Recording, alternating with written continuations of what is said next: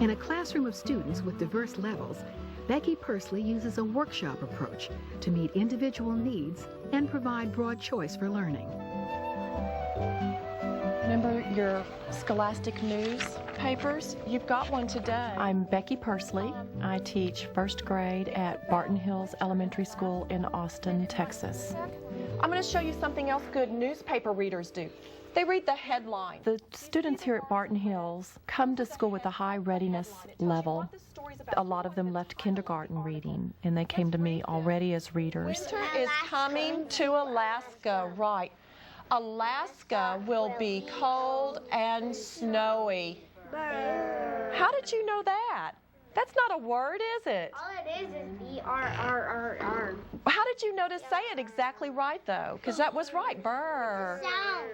And we're talking about what time of the year? Cold. Cold. That's a cold sound. Did you notice how they have an exclamation mark here? Right, because you don't go burr, do you? You don't do that. You have to have some feeling there. Okay, let's look back at our next sentence. What will happen to the animals? That's what this newspaper's about today. Let's go to the second page and take a look. Here's what I'm going to ask you to do when you get your individual newspaper. I want you to fold it in half. It makes it easier to hold. Then you can hold it. Do you see something on this page that I talked about with the first page?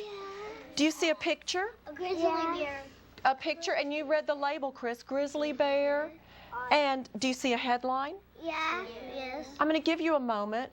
You find the headline and read it in your head, and then I'm going to call on someone to read the headline to the class.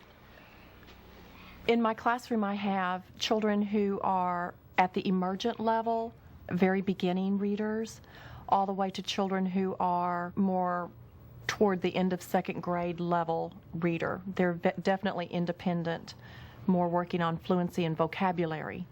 Who wants to read that headline for us? Catherine, would you like to do that? Alaskan animals change with the seasons. What would that mean, Alaskan animals? Where are the animals from if they're Alaskan animals, Eric? Where are they from? They're from Alaska. Right, that means they're from Alaska. We're not talking about Texas animals or animals from Oklahoma or from Boston. We're talking about Alaskan animals change with the seasons. This is a word, right. First graders, this is a word that you're going to use a lot in school. Compare. I think that when we know why we're learning something, we value it more and we do a better job of learning it. So I like to let the kids know what we're learning, why we're learning it, and how it's going to help them later. After the first snow, food will be hard to find. Why would food be hard to find here in this? Because it's all covered. Yeah, their food is what? Grass. Grass, right. Who wants to read this last purple box about the caribou? Did you have a question, Helen? Yeah. I don't get that. Okay. That one. What do you mean? What's confusing? Well, snow food will. Oh, I know. Oh, snow food, right. Look at that comma. That's very important there. What does a comma tell you to do? Pause and take a break. After the first snow, Pause. food will be hard to find. Pause. You're right. Without it, it would be after the first snow food. That doesn't make sense. That's why periods are so important too. And that's why spaces between your words are so important. Excellent observation, Helen. I'm glad you asked. I was thrilled that she was brave enough to bring it up in front of the group, even though she didn't understand it. No one else had brought it up. Secondly, I love it because it gave me a chance to talk about the role that the comma plays in that sentence by giving a pause. And thirdly, mechanics-wise, it gave me a great time to talk about the importance of the comma and spacing between words. Bubble in your answer. This can be a reading choice as we begin reading workshop, or you can just take this home and do it at home. So for reading workshop, let's review our choices. We've got them all listed here. Read with me. We know these choices. You can read a book, read it again, write and draw about the book, read a book with tape. We have magazines, we have word books, we have big books. You've got wonderful poems in your binder. Some of you have been writing those. You can read the room. That would be closets and posters, charts and labels. The computers, we have, yes, the social studies and science books. Yes. And Reader's Theater. We have a group that's going to be practicing that today. Otherwise, show me how you go and get your Just Right book and start your Reader's Workshop. Reading workshop is basically based on time. Small amount of teacher talk is involved. The lessons are called mini lessons because they're shortened to give less time to the teacher teaching and more time to the actual practice of reading.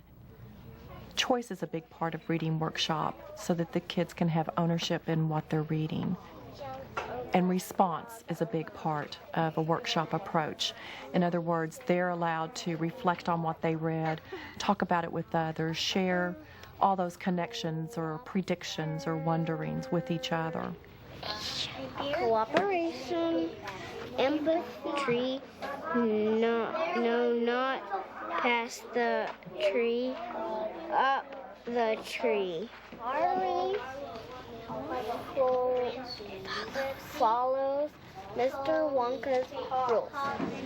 I let Stan run with me. I let him jump with me. He likes it. Sometimes you may feel like you're lacking control, but if you step back and do a status of everyone and make sure that every child has something to do that's engaging for them, the workshop will work. Now Pal and Sal run in the field together. Why don't you pick a blend to start your words with? I have some children who need to practice putting together the initial blend with the rhyme of a word. Now, do you want to pick an ending to put with it? For instance, FR being the initial blend and OG being the rhyme, the onset and rhyme. Can you say that? Is that a real word? No. So we'll put it back. Can you put those two together?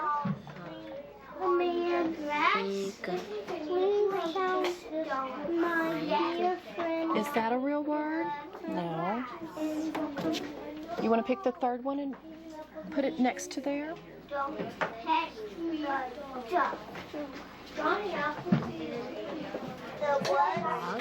Right, that makes frog, and that's a real word. So what are you going to do? Write it down. Good.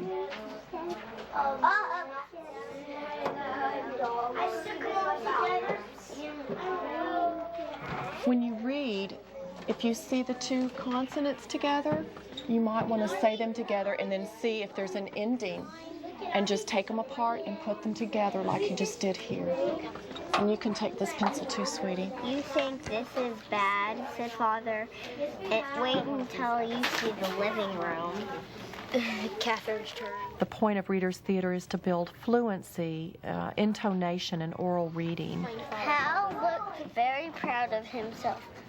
Today, I have a small group of children who read a book, Arthur's New Puppy, and then they practiced their Reader's Theater script once. Tomorrow, they'll practice their script a time or two, and then they'll perform it. Kara, it's your turn. Oh. These are fully 2 pages, so just read it all, okay? No, just these 2, because that's not fair. She said only 2 pages. No, but see all this, that's 1 page. No, that's not fair. No, it's true. Mommy, that's the whole page. This is the whole page. I know. Let's just ask Miss Pursley. Miss Pursley, this whole page is full of them. Does she get to read all 3? How do you feel? Are you comfortable with that? Mm-hmm. You can go ahead. Yeah, but that's not fair. She gets to read 3. Well, let's just go with it. That's equal to 2 pages. Yeah, it's 2 pages.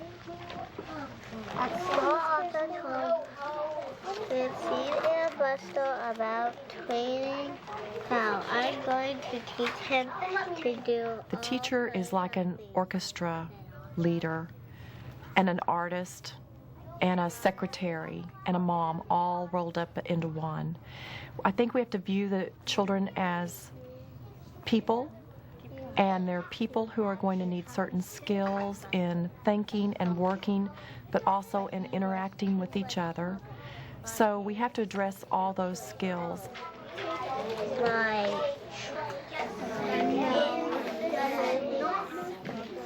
what does the woman wanted to catch him. The man wanted to. Assessment's very important. It tells me the next step to take with each child. Lately, our district has adopted the Texas Primary Reading Inventory and the DRA, the Developmental Reading Assessment. And so I use both of those instruments 2 or 3 times a year to report to the district where each kid is with their reading. In between those times, I listen to the kids read.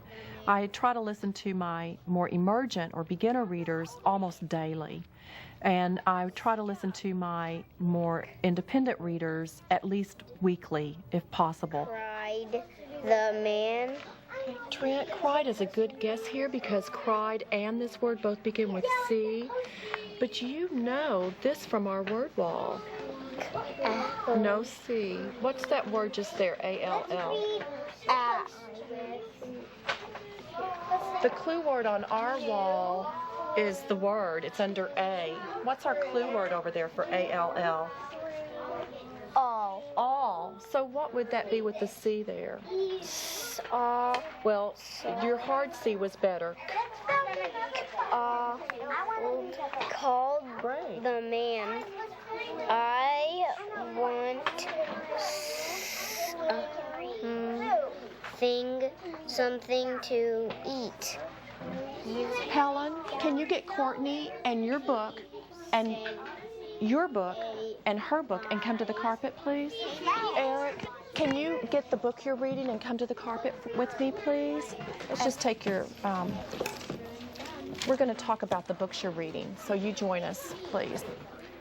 Although I usually keep my guided reading groups divided by ability, I often mix them up using an objective that can be taught to anyone in a heterogeneously grouped configuration. And that's what I want to do with you today, is talk about what you have right now that you're reading, what are the challenges in it, and how do you solve those challenges to read the story.